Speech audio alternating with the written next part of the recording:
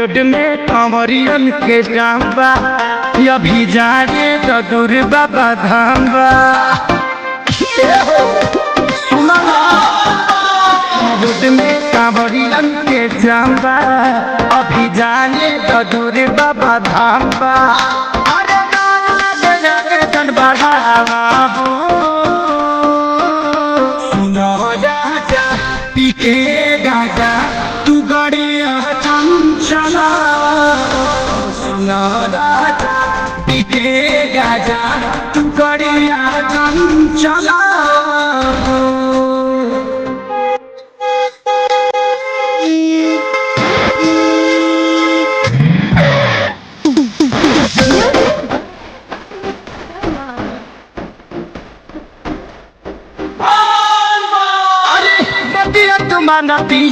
अपना में हर के पूरा परिवार बाटे अपने ही घर के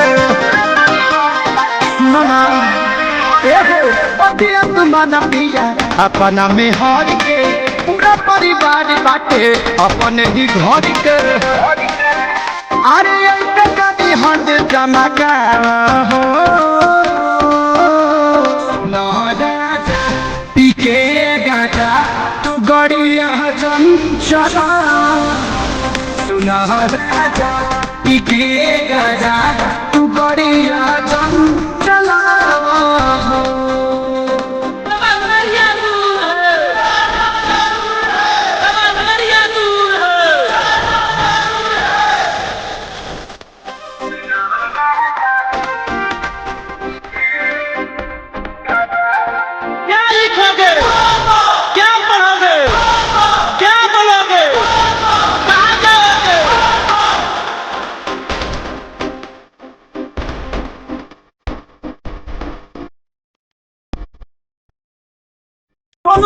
दिले हुई जाके जलधारी लाका में बड़ा काहे अरे आखे सारी